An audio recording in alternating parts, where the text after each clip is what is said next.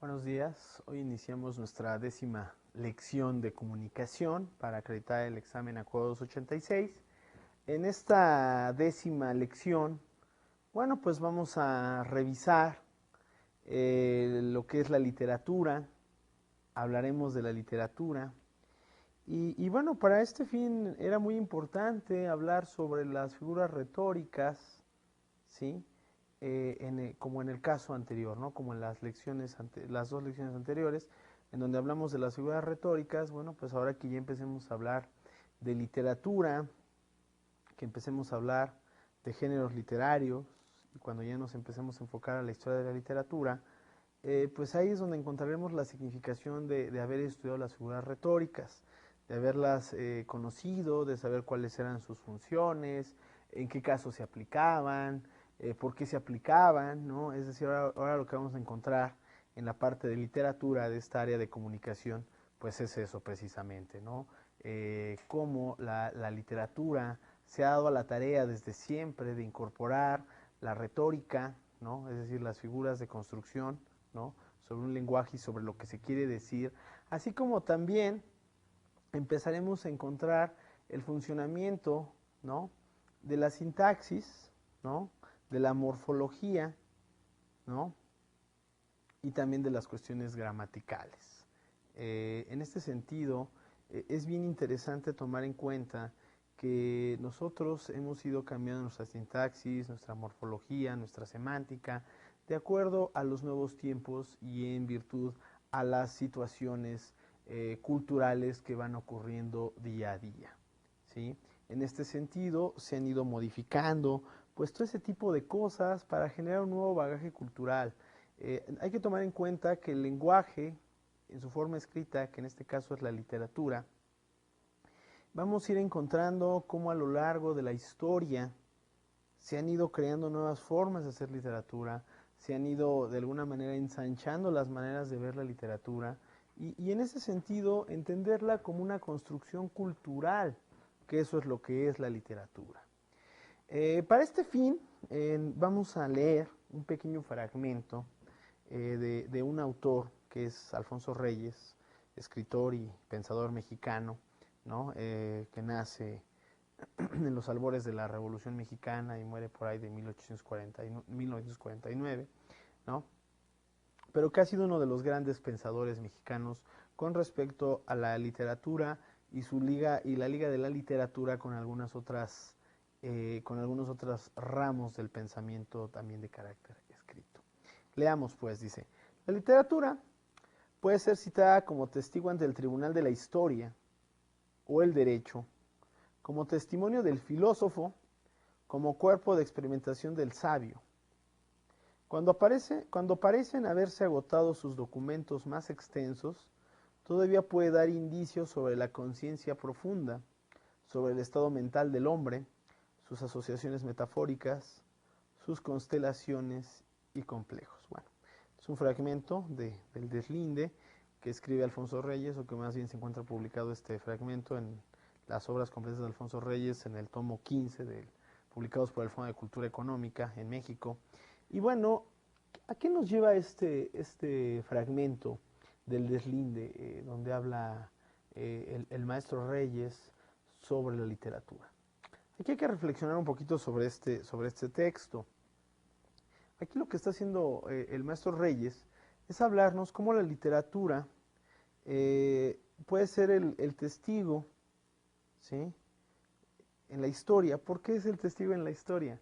Porque la historia se escribe, la historia se cuenta, no solamente se cuenta de manera oral, sino también la historia se cuenta de manera escrita. Entonces, en ese sentido, la historia finalmente, bueno, pues hará una evocación a la literatura y viceversa, debido a que la historia será escrita con esa carga sentimental, con esa carga cultural que solamente la literatura puede imprimir, ¿no? En el caso del derecho, como también ahí lo menciona, pues bueno, pues las leyes también, ¿no? Se estructuran, se elaboran, se construyen, se reconstruyen a partir de los cambios culturales que, como ya mencionamos, son los que son en buena medida el motor de la literatura. ¿Ok? Dice que también como testimonio del filósofo, pues de igual manera, la literatura va ligada a la filosofía también, ¿no? ¿En qué sentido va ligada a la filosofía? Bueno, pues como aquel recuento del pensamiento humano, ¿no? La literatura y la filosofía son dos cosas que van completamente ligadas, así como la historia y el derecho, ¿sí? Pero en el caso de la filosofía, que su labor, pues es estudiar el pensamiento humano, ¿sí?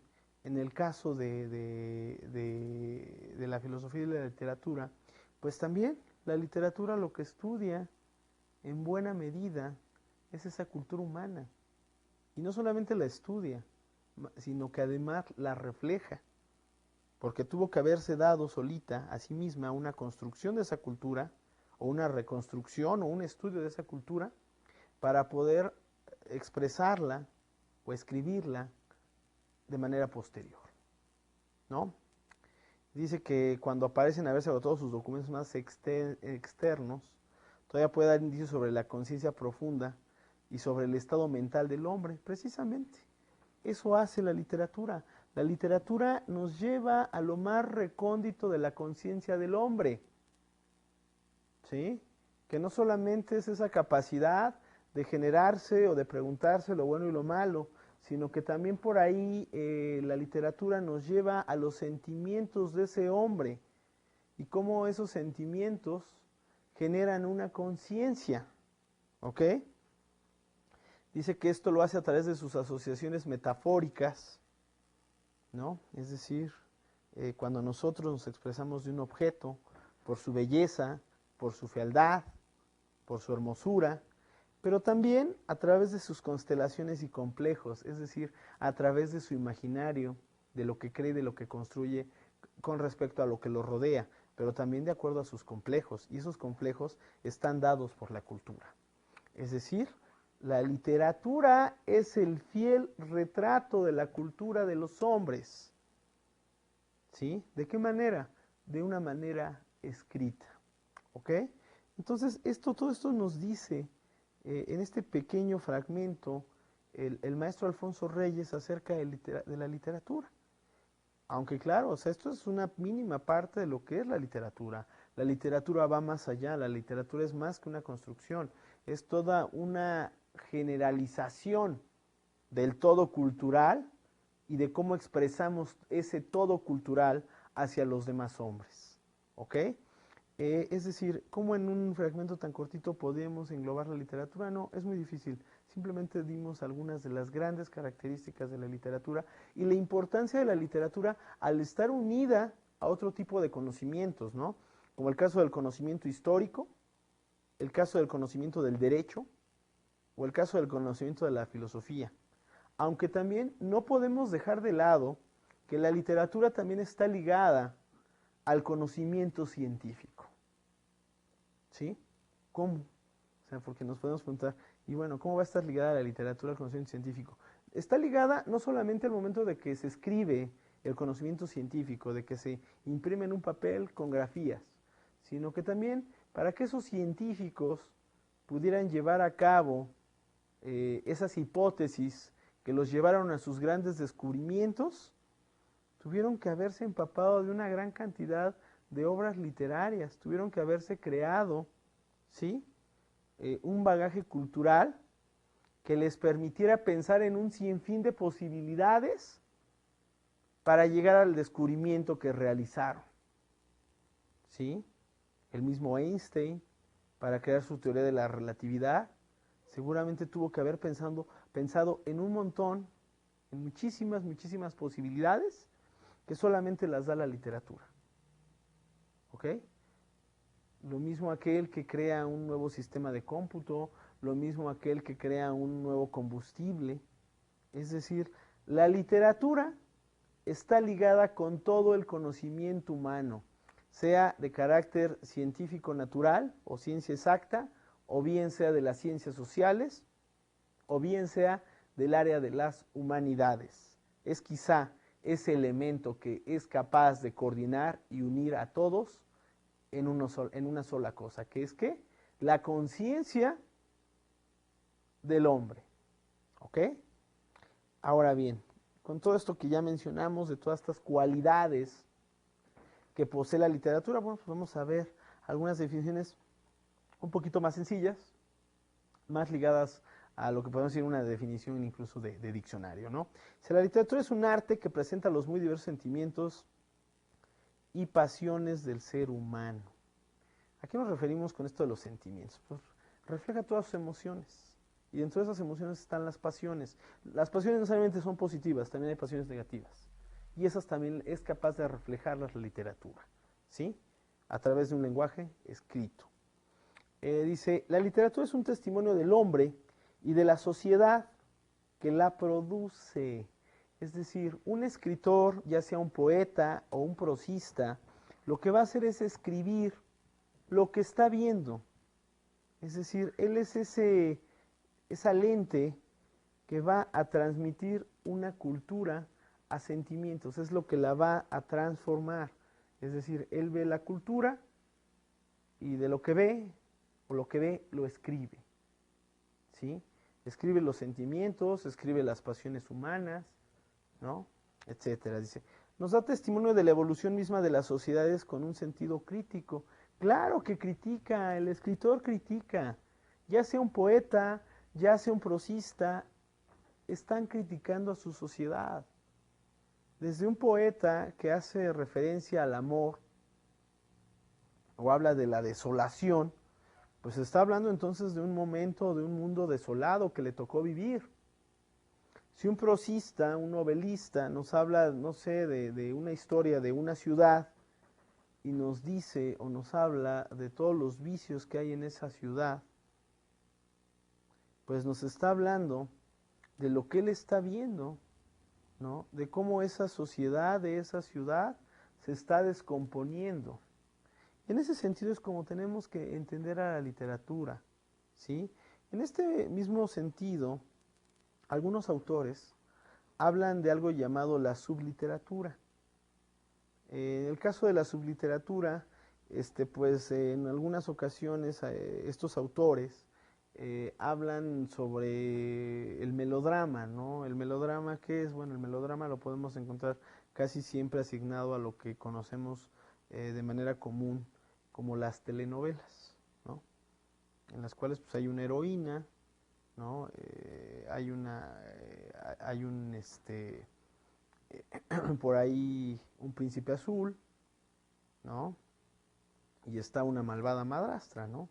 Es decir, la heroína es aquella mujer que viene de provincia y que es abusada por todos ahí, en muchos sentidos, a causa de su inexperiencia o a causa de su ignorancia, ¿no? El príncipe azul pues, es aquel que se enamora de ella y que finalmente, bueno, pues la va a llevar a darle una mejor calidad de vida, y está el elemento antagónico, ¿no? Que puede ser otra mujer, ya sea la madre del príncipe azul o la pretendiente del príncipe azul, que lo que hace, bueno, pues es conjurarle una serie de males. Eso, en términos estilísticos, muchos autores le llaman subliteratura. ¿Por qué? Porque es un canon que se repite, ¿no? Es una construcción, digamos, de una historia que es constante, que lo único que hacen cada vez que producen una cosa de estas es cambiar nombres, ¿no? Cambiarle situaciones, pero en realidad la estructura es exactamente igual. También en el ámbito de la subliteratura, muchos autores incorporan ahí lo que son estas revistas de farándula. Eso no es literatura. ¿Por qué? Porque en ellas no solamente sí se refleja en cierto sentido la realidad, pero es una realidad que no corresponde al canon de la cultura o de la sociedad en general, ¿ok? También por ahí algunos otros escritores, algunos otros conocedores de la literatura, dicen que la subliteratura también la encontramos en algunas publicaciones de carácter vulgar, ¿sí?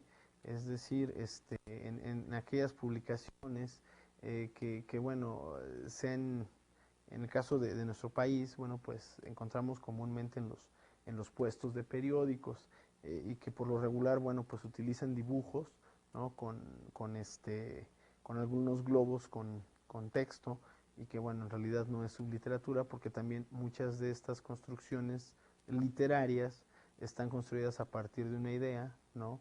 En la cual se quiere reflejar una, una mala idea o una mala interpretación de algunos sectores de la ciudad o del país que viven en la pobreza, ¿no? Es decir, se hace una serie de atributos a este sector social.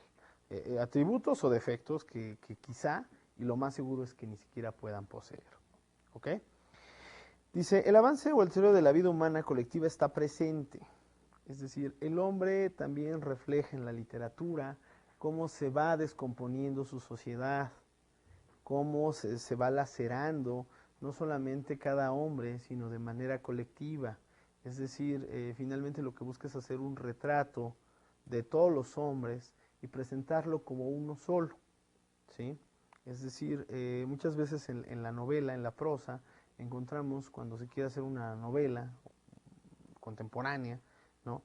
Lo que hace el autor en algunos casos es colocar al personaje principal con una serie de cualidades y defectos que son característicos de la sociedad en la que él está viviendo. Entonces ahí habla de su degeneración, ¿no? O ciertamente en algunos casos, bueno, pues de su crecimiento, ¿no? Se presenta en ella como cimiento de la profundidad artística. Es decir, tiene esa capacidad de literato de llevar a cabo la transformación, de ver una colectividad y generar de esa colectividad una sola cosa, que es pues una historia, ¿sí? Finalmente la literatura, si algo nos cuenta, son historias, y quizás es una de las cosas más bellas de la literatura, y por eso es que siempre estamos en contacto con ella. A lo mejor no siempre de forma escrita, cuando alguien nos cuenta una historia, ¿sí?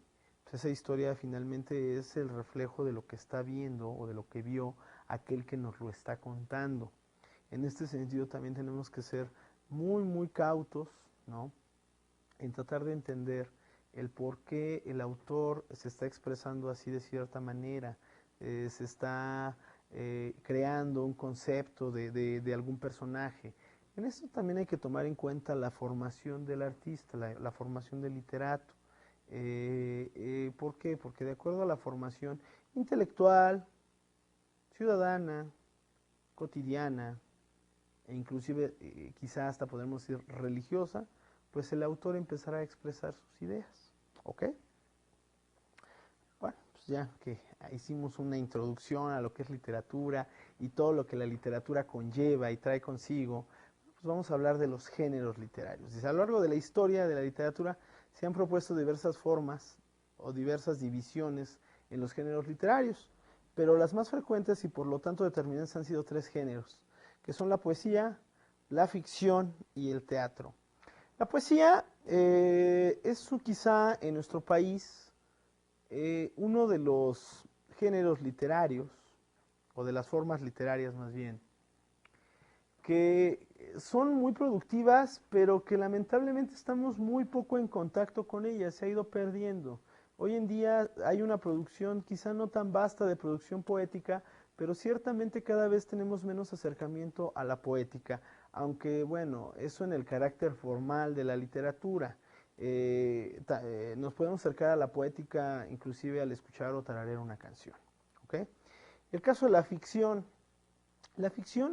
también, quizá este género sí ha crecido últimamente o en los últimos años.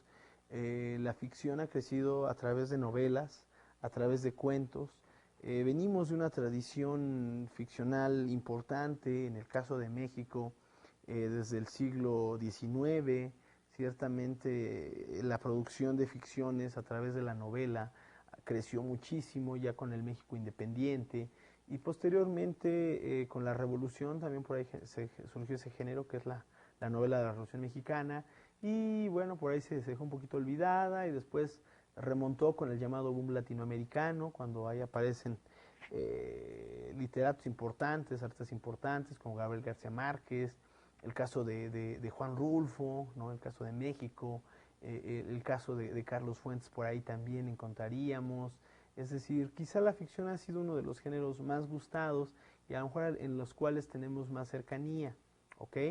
En este caso, la ficción es bien interesante porque quizá es una de las formas más sencillas de acercar a la colectividad, de acercar a la sociedad con la lectura.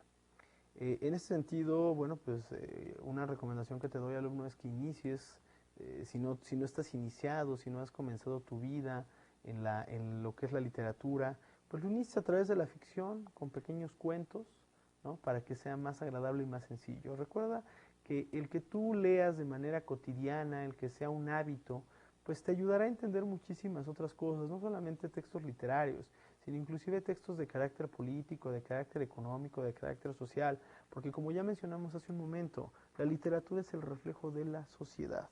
Por último tenemos el teatro. En el caso del teatro es interesante porque es poco común que nosotros leamos obras de teatro, ¿sí? Casi siempre se tiene la idea de que el teatro no se lee, sino se ve. Es decir, que uno asiste a un recinto en el cual es montada la obra dramática.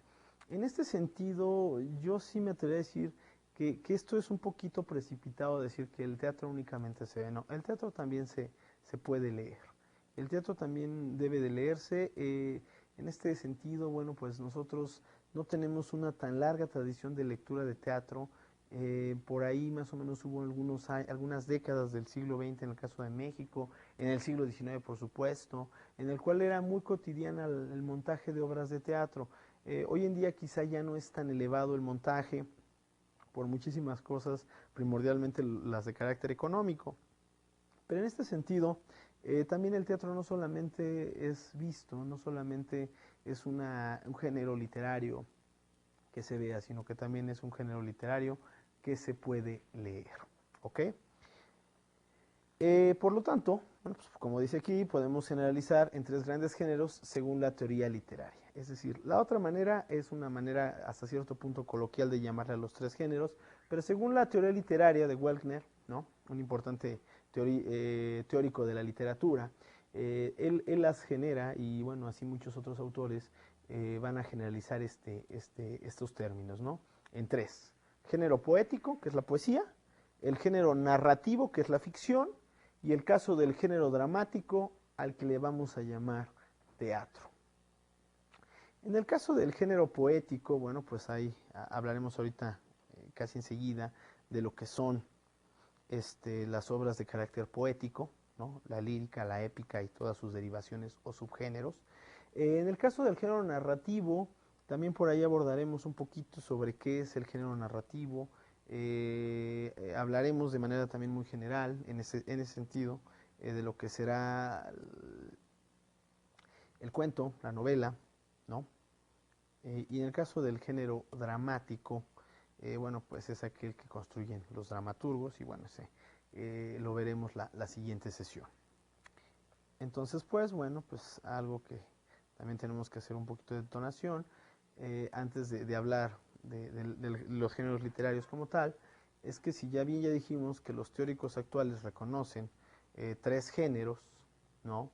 Ciertamente ya desde la antigüedad, en Platón y en Aristóteles se distinguen tres géneros mayores con base en el modo de imitación o representación. Es decir, ya desde la antigüedad, desde aquellos años de Platón y de después su posterior alumno Aristóteles, ya ellos hablan, ¿sí? De tres géneros mayores, es decir, de tres géneros de representación literaria. Esto se llama en teoría literaria a modo de imitación o representación. El primero, del que hablan estos dos señores, hablaron Platón y Aristóteles, es el de la poesía lírica, en donde el autor, o sea, el poeta, es quien habla. Es decir, en este método del que hablan Platón y Aristóteles, en el de la poesía lírica, el autor empieza a expresar sus sentimientos acerca de una persona, acerca de una situación, acerca de un objeto o acerca de los adjetivos o de las bellezas o lo que le puede representar esa persona o esas acciones o esos objetos. Por otro lado, tenemos la poesía épica, que es lo que hoy en día llamamos la novela, ¿sí? En el cual el poeta habla y además hace hablar a sus personajes en estilo directo, es decir, ahí lo que hace el autor es que él narra un hecho heroico, un hecho sobresaliente, y además hace que los personajes de ese hecho o participantes de esa acción también tengan diálogo, también entre ellos empiecen a presentar intercambio dialogal, ¿ok? Pero ciertamente esto lo que hace él es que siempre está presente. Y el otro género que distingue en Platón y Aristóteles es el caso del drama. Dice, el dramaturgo desaparece detrás de sus personajes o por medio del diálogo. Por medio del diálogo. En este sentido es cuando él ya no narra, él ya no va a aparecer como una voz atrás o lo que ahora llamamos una voz en off, ¿no? Contando cosas, sino que lo que va a hacer es únicamente permitir, ¿sí?, que los personajes hablen por sí mismos. ¿Sí? Y ahí ya el poeta o escritor ya no va a ser partícipe de las acciones de ellos. Es decir, ellos hablarán por sí mismos. Vamos a hablar del género poético. El género poético se divide en dos subgéneros, que son la épica y la lírica. En el caso de la épica encontramos, bueno, pues hay tres variantes, que es la epopeya, el épico narrativo y el épico burlesco. En el caso de la lírica encontramos la oda, la elegía, la canción, la égloga, el soneto y la lira. Ahorita hablaremos de cada uno de estos. ¿Qué es la poesía épica? Dice, es el punto de partida del género narrativo. Se supone que aquí es donde nace la narración. Se entiende por poesía épica a un tipo de poesía narrativa que canta las hazañas de unos héroes pertenecientes a un pasado más o menos legendario. Es decir, la poesía épica nace como un género que va a narrar situaciones, ¿no?, lejanas, ¿no?, y algunas de ellas fuera de la realidad, porque se tiende a exagerar, ¿sí?, sobre hechos de algún sujeto. Si el comportamiento glorioso de los seres acaba convirtiéndose en el modelo de virtudes varoniles, como el valor, la fidelidad, la nobleza o la entrega. ¿Qué quiere decir esto? Que estos sujetos de los que se está narrando, además de ser extraordinariamente valerosos, o además de haber llevado a cabo una acción importantísima, además son sujetos llenos de virtudes, ¿no?, con el valor, la fidelidad, la nobleza y hasta la entrega, ¿no? Dice, y bueno, aquí podemos encontrar un caso importante de poesía épica que podría ser el Cid Campeador. En el caso del Cid Campeador, bueno, pues el Cid reúne una serie de cualidades, ¿no? De cualidades a tal punto que es un sujeto valeroso y además justo, ¿no? En la cultura griega, dice aquí, la épica tuvo una primera etapa oral a la que siguió otra en la que aparece la escritura. Es decir, la épica nace cuando, en la antigüedad griega, cuando los poetas contaban y cantaban además en algunos casos las hazañas de algunos hombres valerosos, ¿no?, que después ya pasaron a escribirse. De esta forma, el aedo, es decir, el que las cantaba, pasa a crear sus propios poemas a partir de una serie de temas y motivos legados por la tradición oral. A esta última etapa pertenece Homero, Homero el que escribe la Odisea y la Ilíada, ¿sí? Él ya no era de los que iba por ahí recitando o cantando esas hazañas legendarias, sino que él ya fue de los que tomó, bueno, en ese momento, arcilla y cincel, y bueno, se puso a escribir este tipo de cosas. Ahora, esto es bien interesante, porque en el caso de la poesía épica, quizá ya no tiene un uso tan cotidiano, pero ciertamente lo podemos encontrar cuando leemos la biografía de alguno de los héroes de la patria, ¿no? Ciertamente se habla de lo que hizo, pero también se utilizan algunos adjetivos que exaltan o enaltecen, ¿no?, las acciones de esos hombres. Subgéneros de la poesía épica. Bueno, pues ya vamos a hablar de algunos subgéneros de la poesía épica, que o de las variedades, como también ya le mencionamos, como ya les nombramos también, que es la epopeya. Dice, una epopeya es un poema narrativo de gran extensión que presenta una acción grande y pública, que está protagonizada por personajes heroicos y donde interviene lo sobrenatural. La epopeya puede estar escrita en prosa o en verso largo, es decir, un hexámetro, un verso muy largo de más de 12 o 13 sílabas. Sus contenidos narran acciones trascendentales por un pueblo e incluyen historias que representan los valores más admirados por la comunidad. Las guerras y los viajes son los acontecimientos más habituales de las epopeyas. En sus orígenes la epopeya se transmitía de manera oral. La epopeya de Gilgamesh, que es la primera de la que se tiene noticia, se supone que esta fue, bueno, es la más antigua de la historia y fue redactada en tablillas de arcilla en el segundo milenio antes de Cristo, por ahí del 2000 antes de Cristo. Es decir, la epopeya de Gilgamesh, que además no se tiene completa, pues en teoría tiene pues poquito más de 4000 años. Las epopeyas griegas más conocidas son la Ilíada y la Odisea, son atribuidas a Homero, mientras que entre los romanos la epopeya más popular fue la Eneida, creada por Vigilio, ¿no? Que son las hazañas de Eneas en África, ¿no? Bueno, en este caso, la epopeya va a mezclar situaciones fabulosas o extraordinarias. ¿Qué quiere decir esto? Que en algunas vamos a encontrar cosas sobrenaturales, como monstruos marinos, animales que hablan, como en el caso de la Odisea, ¿no? Que vamos a encontrar por ahí a la Medusa, al Cíclope, ¿no? Que son personajes extraordinarios. Pero, ¿cuál es la importancia de esto? Que todos estos personajes sobrenaturales de los cuales nos están hablando en las epopeyas son parte del imaginario cultural de esas sociedades, ¿sí? Evidentemente no existió un cíclope y evidentemente no existió una medusa, pero hay que ver que detrás de ello hay varias representaciones culturales. En el caso de la medusa, bueno, bien puede significar cómo las mujeres son la perdición de los hombres. También en el caso de la Odisea, cuando hablan de las sirenas, pues también hablan que son la perdición de los hombres. Es una representación maligna de la mujer, ¿ok? La épica narrativa, en el caso de la épica narrativa, dice, este tipo de obras, por lo general, escritas en verso, eran narrativas, pues relataban las hazañas y conquistas de los héroes. Eran muy extensas, por lo que muchas de ellas se prosificaron, como los libros de caballería que surgieron de los romances medievales. De ahí proviene la narrativa que incluye cuentos, novelas, fábulas y leyendas. Es decir, la épica narrativa es el antecedente o es el origen de nuestros actuales cuentos, novelas, fábulas y leyendas, o de como nosotros las conocemos hoy en día.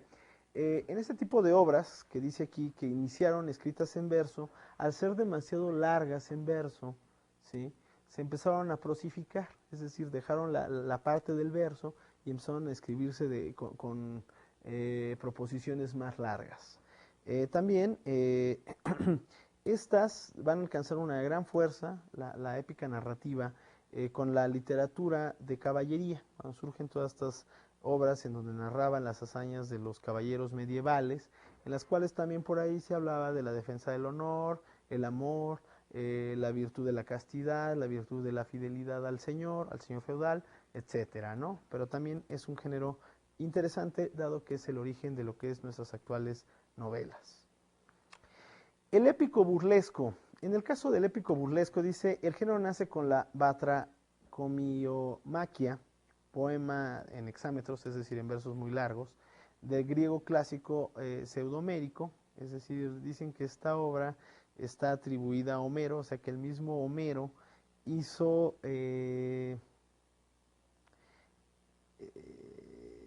esta obra en las cuales lo que va a hacer es mofarse de lo que son la Ilíada y la Odisea. Se supone que en esta obra, en la Batra, cuando se está de alguna manera burlando de la Ilíada, en la cual se narra la guerra de Troya, la guerra entre griegos o helenos y troyanos, se supone que aquí lo que hace Homero en la Batra es darle inclusive personificación de animales. Coloca a los griegos como ranas y a los troyanos como ratones. Es decir, se está burlando de las atribuciones inclusive militares y físicas de estos hombres. Este género, a pesar de que se va a desarrollar en la antigüedad, pierde un poquito de fuerza el épico burlesco, y bueno, será en el Renacimiento cuando lo retomen, ¿no? Cuando lo saquen prácticamente del baúl de los recuerdos y lo vuelvan a utilizar, ¿no? También se utilizó en el siglo de oro español, también alcanzó gran importancia. Por ejemplo, este es el caso del Quijote. El Quijote, a pesar de que es una obra escrita en prosa, ¿no?, sí, de alguna manera hace uso del épico burlesco. ¿Por qué? Porque se está burlando de los caballeros medievales. Es decir, Cervantes utiliza a Don Quijote, ¿no?, al ingenioso hidalgo, para burlarse, ¿sí?, de todas esas, con todas esas alucinaciones, ¿no?, con todas esas cosas que él ve como los gigantes, que no eran más que molinos, ¿no? Con todo eso él se está burlando de todo ese imaginario medieval del cual, a pesar de los grandes avances que ya le toca vivir a Cervantes, a pesar del descubrimiento de América y todas esas situaciones, pues ellos no las rebasan, ¿sí? Es decir, por eso es que el Quijote podría entrar en lo que es el épico burlesco. La poesía lírica. En el caso de la poesía lírica, ha sido definida tradicionalmente como la expresión de los sentimientos por medio de la palabra, escrita u oralmente. Desde este punto de vista, este género literario se caracteriza por la subjetividad. Es decir, en la anterior, en la épica, se narran hechos extraordinarios, pero que de alguna manera pueden traer una carga verídica, en el sentido de que si se narra una guerra, si se habla de una confrontación militar, pues quizá sí se aumentaron algunas cosas, pero ciertamente sí se está partiendo de un hecho real, ¿ok? Entonces, bueno, aquí no, aquí es totalmente subjetivo, es decir, el poeta nos ofrece una parte de su pensamiento, de su interior y de su visión de la realidad. Al ser eminentemente subjetiva y estar expresada con gran frecuencia en primera persona, se convierte así en un relato autobiográfico, aunque no hemos de confundir el yo del poema con el autor que hay detrás, ya que puede estar expresando unos sentimientos que no siente en realidad, con lo que el poema no sería más que un ejercicio estético. Estaríamos hablando de la poesía hecha por encargo. Bueno, volviendo a esto, en el caso de la subjetividad, este se extrema en el caso de la poesía lírica. Aquí el autor hace un abuso de sus sentimientos, de lo que ve, de lo que piensa, de lo que imagina, ¿sí? Aquí el yo del autor siempre está presente, siempre está hablando, siempre se manifiesta, ¿no? Pero pues por lo mismo también hay una subjetividad, al no permitir hablar a otras voces que quizá pueden ser críticas de su propio pensamiento. Cuando hablamos de los subgéneros de la poesía lírica, bueno, vamos a hablar de la oda. Dice, una oda es una composición poética del género lírico en la cual se expresa la admiración exaltada por algo o alguien, según el tema que se cante. Puede ser sagrada, heroica, filosófica y hasta amatoria. En general se aplica a todo poema destinado a ser cantado, es decir, todo aquel poema que se canta es una oda. Antiguamente se cantaba con el acompañamiento de un instrumento musical. En la antigua Grecia, donde tiene sus principios o su origen, existían dos tipos de odas, las corales y las cantadas por una sola voz. De hecho, nacen las que son cantadas por una sola voz, en las cuales el poeta se presentaba en el teatro griego y empezaba a cantar, ¿no?, un poema, ¿no?, sobre un sujeto, sobre la primavera, empezaba como a personificarla. Ya después cambió un poquito y surge la oda de carácter coral, en las cuales hay dos voces o más que ya se contestan, es decir, que ya dialogan y discuten, pero eso ya fue posterior, ¿ok? Pero aquí lo que hay que tomar en cuenta es que toda oda es un poema cantado, que puede tener una sola voz o en algunos casos puede presentar cuestiones de carácter coral, es decir, varias voces, y que además todas estas voces no todas son iguales, es decir, no hay uniformidad, porque eso es lo que se busca, el efecto sonoro, ¿no?, y quizá a lo mejor dialogal, que significa tener varias voces, ¿ok? La elegía. El caso de la elegía es una composición poética en el idioma español, suele escribirse en verso libre o en tercetos, o sea, en terceros. Este subgénero está asociado al lamento por la muerte de un ser querido o cualquier acontecimiento que provoca dolor y tristeza. Los poetas griegos y latinos, sin embargo, también trataban temas placenteros en sus elegías. Más allá del dolor ante la muerte, las elegías retratan toda clase de pérdidas. Existen elegías consagradas a la pérdida de la ilusión y al paso del tiempo, entre otros, temas que de una forma u otra provocan nostalgia, angustia, congoja y abatimiento del autor. Es decir, en el caso de la elegía, si bien se utilizan los tercetos, ciertamente también se pueden utilizar los versos libres, ¿sí? Lo cual hace que sean composiciones con una mayor cantidad de licencias literarias. Ahora, ¿cuáles son sus temas? Sus temas, como dice ahí, es el dolor, a pesar de que los romanos sí llegaron a hacer elegías acerca de temas placenteros. Principalmente las elegías se refieren a temas no solamente de dolor de la pérdida de una persona, sino más bien, en este caso, a la nostalgia, ¿no? A la pérdida por la juventud, ¿no? A la pérdida por los buenos tiempos, a la pérdida por una vida placentera o una vida llena de beneficios o de riquezas, ¿no? Tenemos la canción, que es otro género, otro subgénero de esta poesía. Dice, la canción está compuesta por un número variable, generalmente entre 5 y 7 estrofas iguales, denominadas estanzas, que combinan versos consonantos, es decir, versos que terminan en consonante, de 7 y 11 sílabas. Generalmente se remata con un envío, que es el congedo en la métrica italiana, que transmite la canción a su destinatario. Cada estanza, o lo que decimos estrofa o estancia, está constituida por dos partes, la frente, el fronte, y la cola, coda o sirma, dependiendo de cómo se distingue la canción siciliana de la canción petrarquista. La canción tiene su origen en el Renacimiento, a partir de algunos de los versos de Petrarca, y bueno, se habla que Petrarca, o en el caso de los versos de Petrarca, lo que hicieron fue darle una mayor carga estilística a lo que era la canción del Nuovo Stil de la Sicilia, ¿no? Estamos hablando de la Edad Media, ¿ok? Y bueno, luego tenemos la Egogla, y bueno, en este caso la composición poética pertenece al género bucólico o pastoril. ¿A qué se refieren cuando hablan del tema bucólico pastoril? A lo vulgar.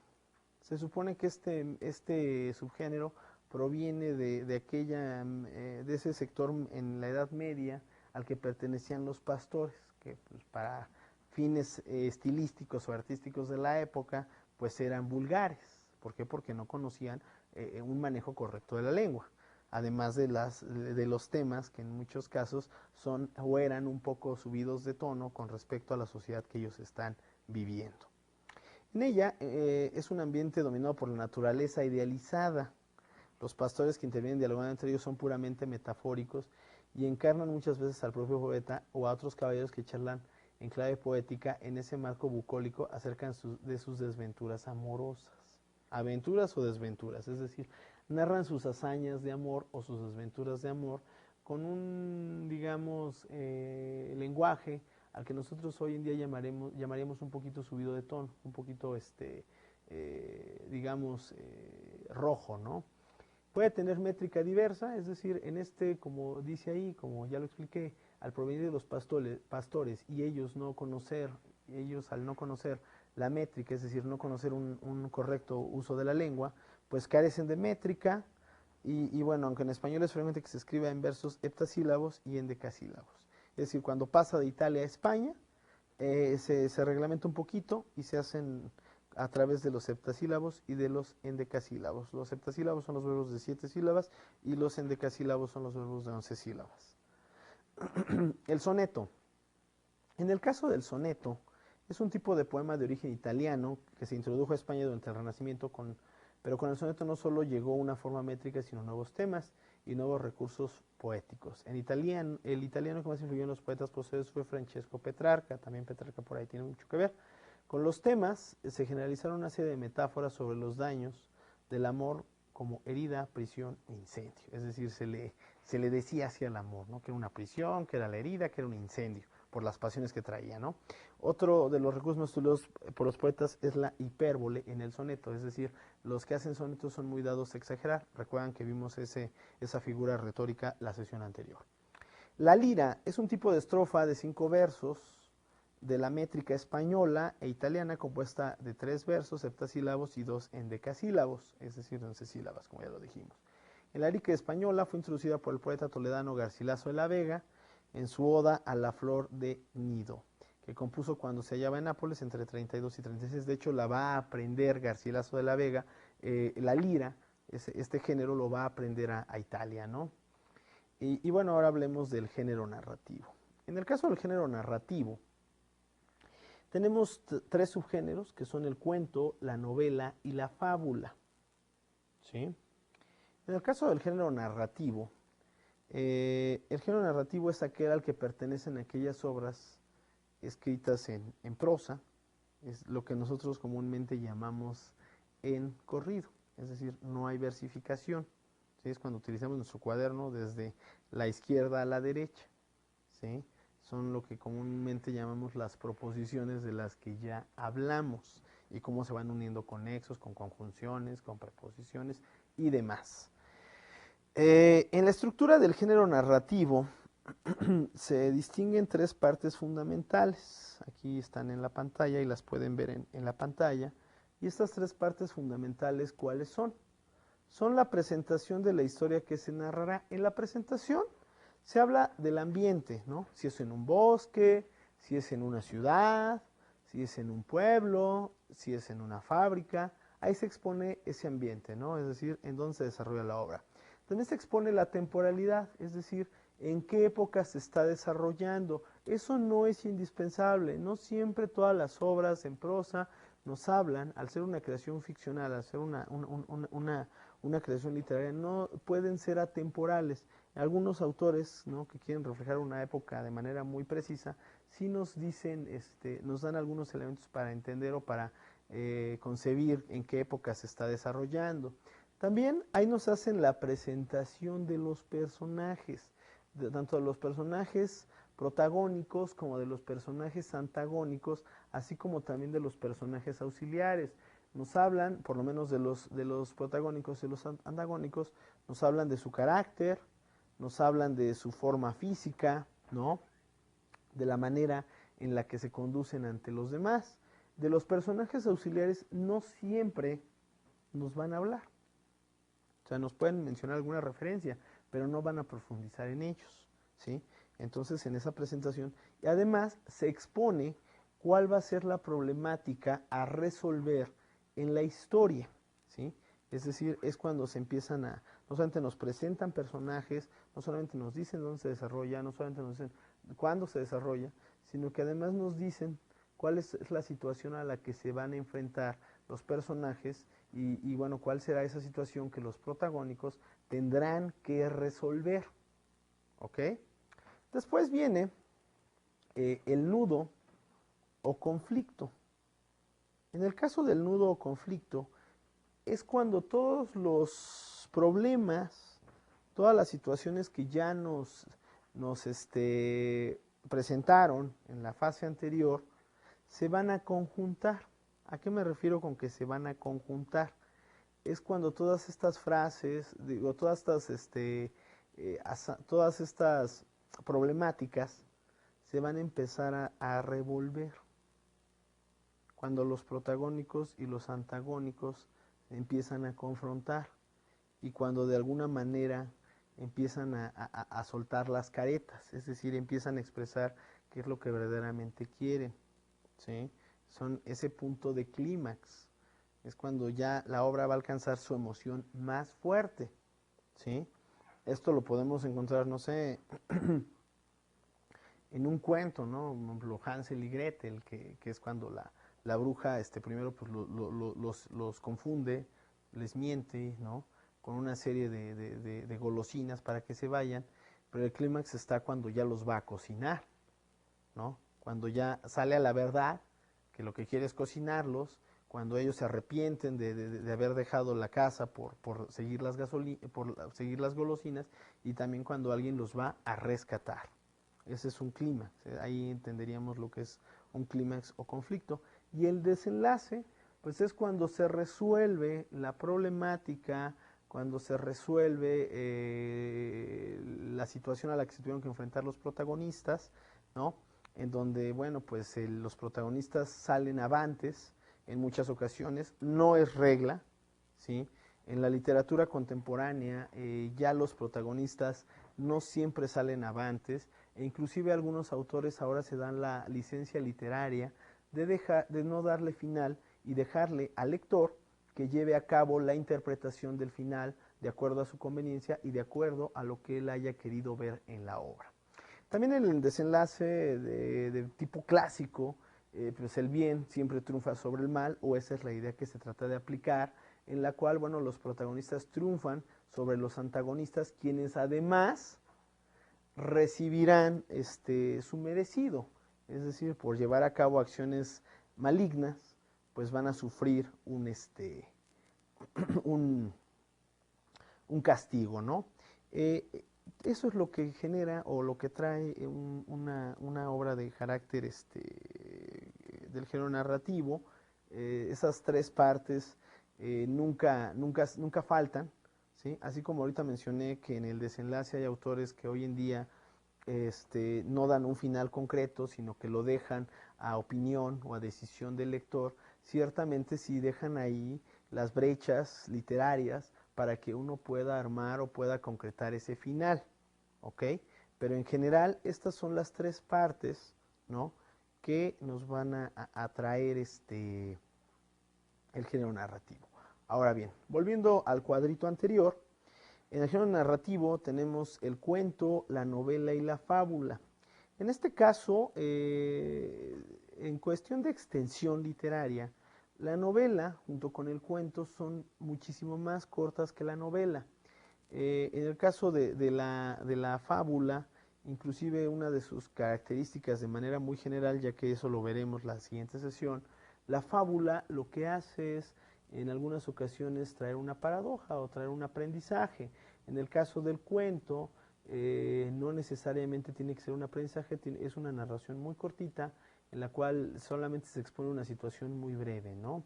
En el caso de la novela sí encontramos un texto más grande en extensión, es decir, en número de palabras y por lo tanto en número de cuartillas, en las cuales los personajes van a presentar mayores, o más bien el autor nos va a presentar más características psicológicas de ellos, ¿sí? En este caso, la novela es quizá uno de los géneros más leído en la actualidad, ¿no?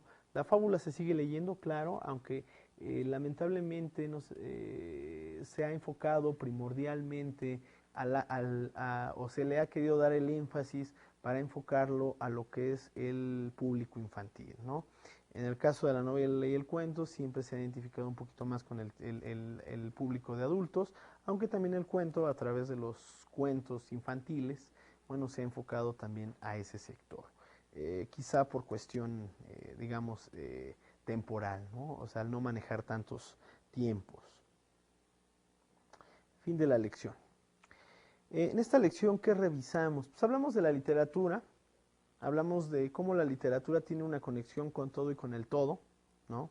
Hablamos cómo su conexión cultural con la historia, con la filosofía, con el derecho y inclusive con las ciencias exactas, pues está presente y estará presente siempre, ¿no? Es decir, es una situación indisoluble, ¿no? También hablamos ahí de cómo la literatura pues también se ha ido distorsionando en lo que algunos autores llaman subliteratura, y definimos los tres géneros literarios, ¿no? Hablamos que de manera coloquial pues son la poesía, la ficción y el teatro, pero que ya en términos más expresos de la teoría literaria pues son la poética, la narrativa y el género dramático. Hablamos del género poético y de cómo funcionaba, la épica y la lírica, y cuáles eran las diferencias entre estos dos, así como también las variedades de esos dos subgéneros. Y bueno, también empezamos a hablar de lo que es el género narrativo.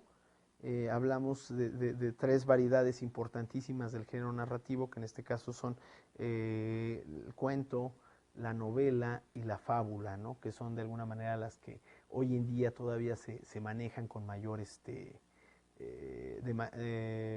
forma más asidua, ¿no? También mencionamos cómo estas obras tienen tres estructuras, o una estructura basada en una exposición de la historia, en una exposición de los personajes, en el clímax y en el desenlace.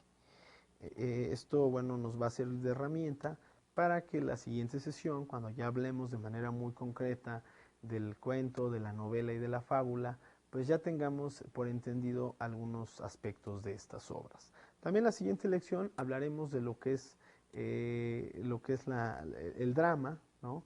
Hablaremos de los diferentes subgéneros dentro del drama, ¿no? Y también esperemos ya comenzar a hablar de la literatura como tal.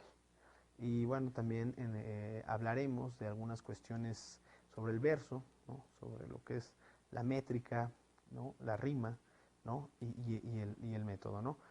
Bueno, por esta ocasión es todo.